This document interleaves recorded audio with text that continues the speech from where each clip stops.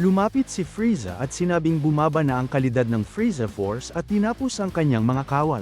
Tinanong ni Master Roshi ang grupo kung kaya ba nilang talunin si Frieza kung pagtutulungan nila ito. Sumagot si Piccolo ng hindi, dahil masyadong malaki ang agwat ng lakas ni Frieza sa kanila. Umatake si Frieza at sinuntok sa sikmura si Gohan at nawalan ito ng malay. Ginising siya ni Piccolo at pinakain ni Krillin ng Senzu Beans. Balik kina Beerus, sinabi ng Oracle Fish kay Whis na mayroong mensahe si Bulma at mukhang importante ito. Tiningnan niya ang mensahe at nakita niya ang strawberry sundae na hawak ni Bulma kaya agad niya itong kinontak. Sinigawan sila ni Bulma dahil sa sobrang tagal na pagsagot ni Whis at sinabihan sina Goku na bumalik sa Earth sapagkat muling nabuhay si Frieza. Sinabi ni Goku na ibabalik sila ni Whis sa Earth, ngunit sinabi ni Whis na aabutin ng 35 minuto ang kanilang biyahe. Sinabi ni Bulma na gamitin ni Goku ang instant transmission technique at hanapin ang enerhiya ni Frieza sapagkat ito ang pinakamalakas upang makabalik sila sa Earth. Kasunod ay inutusan ni Bulma ang Z-Fighters na mag-power up upang madali silang mahanap ni Goku. Naramdaman ni Goku ang enerhiya ni Frieza at agad na nag-teleport kasama si Vegeta. Muling nagkaharap sina Goku at Frieza. At sinabi ni Frieza na sa wakas ay makakapaghiganti na rin siya sa hirap na dinanas niya sa impyerno ng Earth. Idinagdag pa niya na nagsanay siya ng ilang buwan upang talunin si Goku at para hindi na maulit ang kanyang pagkakamali noong nakaraan, ay agad na siyang magta-transform sa kanyang final form. Nag-transform si Frieza sa kanyang final form at namangha sina Vegeta at Goku sa kanyang lakas. Nag-power up si Goku at tinanong ni Frieza kung hindi ba siya magta-transform sa Super Saiyan, at sinabi ni Goku na mukhang hindi na iyon kailangan. Nagsimulang maglaban ang dalawa hanggang sa makarating sila sa ere, at tila mukhang walang laban ang final form ni Frieza sa base form ni Goku. Nagpatuloy ang kanilang labanan hanggang sa magpakawala si Frieza ng malaking energy ball na kinontra naman ni Goku gamit ang kanyang Kamehameha. Nang mahawi ang usok ay galit na umataking muli ang sugatang si Frieza. Sumugod si Vegeta at inatake si Goku at sinabing oras na para siya naman ang lumaban kay Frieza. Habang nagtatalo ang dalawa ay umatake si Frieza at sinabing huwag makialam si Vegeta sa kanilang labanan ni Goku. Sinabi ni Frieza na hindi niya akalain na magiging sobrang lakas ni Goku kaya mabuti na lamang at nagsanay siya ng husto. Sinabi naman ni Goku na ilabas na nila pareho ang kanilang tunay na lakas at ituloy na ang laban. Lumapag ang dalawa sa lupa at nagsimulang mag-transform si Goku sa Super Saiyan Blue.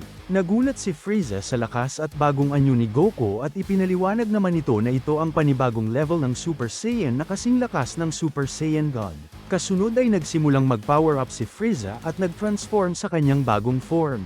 Namangha sina Goku at Vegeta sa kanyang bagong anyo at lakas, at sinabi ni Frieza na ito ang kanyang Golden Frieza form. Tinanong ni Goku si Vegeta kung gusto na ba nitong pumalit sa kanya, ngunit tumanggi ito at sinabing si Goku ang gustong kalaban ni Frieza.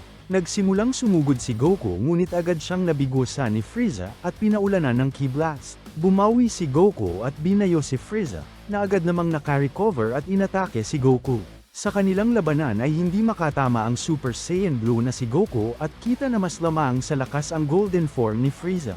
Habang naglalaban ng dalawa ay dumating sina Beerus at Whis at hiningi ang strawberry sundae kay Bulma. Sinabi naman ni Bulma na hindi yun ang oras ng pagkain sapagkat nasa gitna sila ng labanan. Kaya naglabas si Beerus ng energy ball bilang panakot kaya agad na kinuha ni Bulma ang strawberry sundae. Habang kumakain ang dalawa ay napansin sila ni Frieza at tinanong kung pumunta ba sila doon upang pigilan siya sa kanyang paghihiganti kina Goku. Sinabi naman ni Beerus na wala silang pakialam sa kanilang labanan at naroon lang sila para kumain.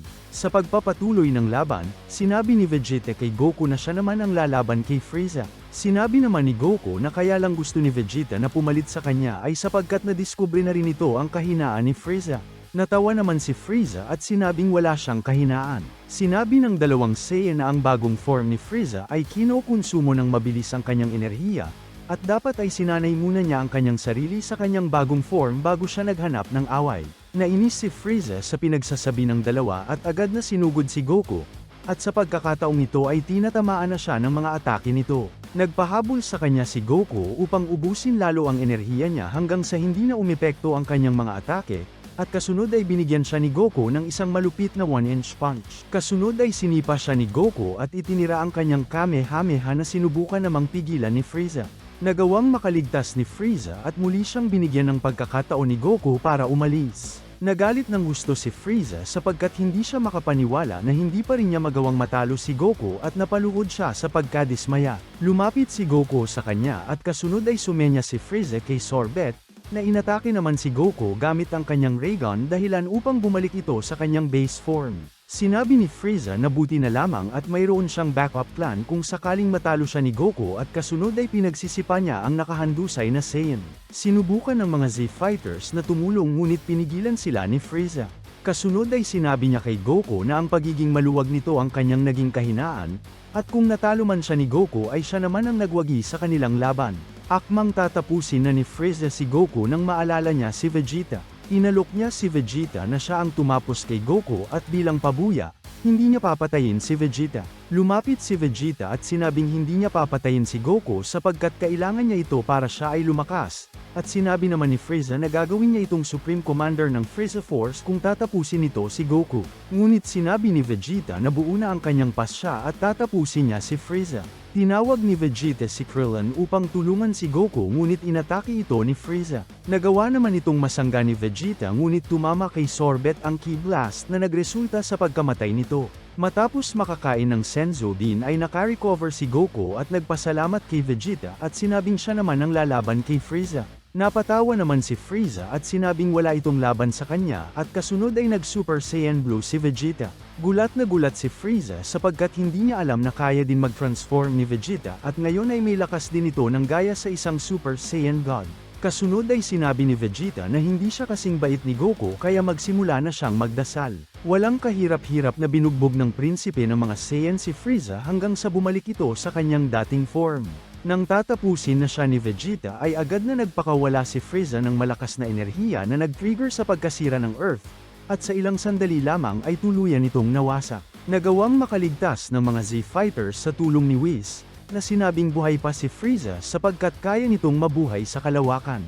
Sinisi ni Goku ang kanyang sarili at sinabing dapat ay tinapos na niya si Frieza noong may pagkakataon siya. Sinabi ni Whis na pwede pa ni Goku na gawin yun sapagkat kaya ni Whis na ibalik ang oras. Ngunit kailangan niyang magmadali sapagkat 3 minuto lang ang kanyang limitasyon.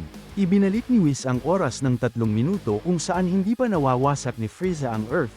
At agad na sumugod si Goku at itinira ang kanyang Kamehameha upang tuluyang tapusin si Frieza. Nagalit si Vegeta kay Goku sapagkat hindi ito sumunod sa kanilang usapan ngunit sinabi sa kanya ni Bulma na ginawa iyon ni Goku upang iligtas sila at ang buong mundo. Nagpasalamat si Bulma kina Beerus at Whis at sinabing maghahanda siya ng masasarap na pagkain para sa dalawa pagkatapos nilang mahanap ang Dragon Balls at ibalik ang nasirang North City. Sa pagtatapos ng pelikula, makikita ang mga angel at fairies na nagdiriwang sa pagbabalik ni Frieza sa impyerno. Nagustuhan mo ba ang anime recap na ito?